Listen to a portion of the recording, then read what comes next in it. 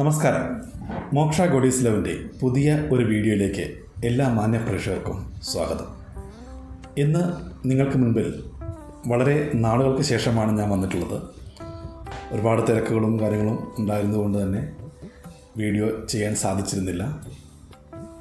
അതുകൊണ്ട് തന്നെ ഇപ്പോൾ നിങ്ങളുടെ മുന്നിലേക്ക് വന്നത് കർക്കിടക വാവ് ബലിതർപ്പണവുമായി ബന്ധപ്പെട്ട് നമുക്കിടയിൽ നിൽക്കുന്ന ആശയക്കുഴപ്പങ്ങൾക്ക് ഒരു പരിഹാരവുമായിട്ടാണ്. ഓഗസ്റ്റ് 3-ാം തീയതിയാണോ അതല്ല ഓഗസ്റ്റ് 4-ാം തീയതിയാണോ ബലിയിടേണ്ടത് എന്നുള്ളതിനെക്കുറിച്ച് ഒരു തർക്കം പൊതുവിൽ നിലനിൽക്കുന്നു.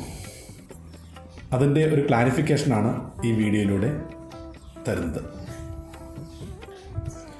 കേരളത്തിലെ ഹൈന്ദവ ആചാരങ്ങൾ കുലത്തിനും ദേശത്തിനുമനുസരിച്ച് മാറ്റമുള്ളവയാണ്.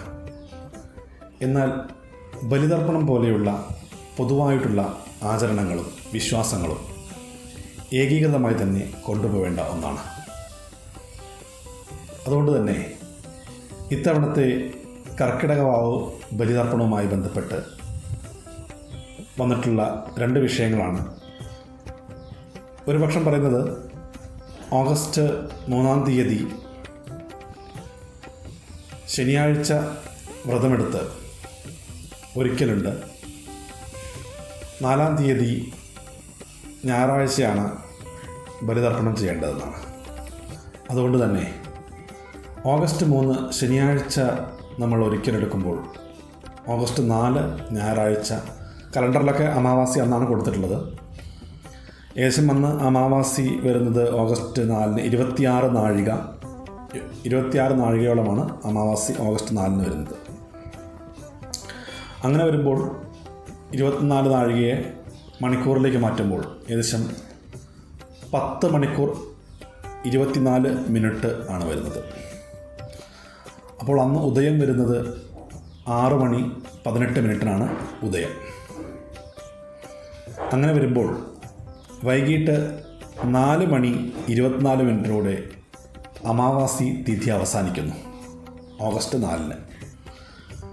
അപ്പോൾ ശരിക്കും നമ്മൾ എല്ലാവരും ചെയ്യുന്നൊരു വിഷയം, ബലിയിട്ട് വന്ന ഉടനെ ഉച്ചയ്ക്കാണെങ്കിൽ ഉച്ചയ്ക്ക് വച്ചു കൊടുക്കുന്ന കർമ്മം ഉണ്ട്, അതായത് പിതൃക്കൾക്ക് ഊട്ടുന്ന കർമ്മം.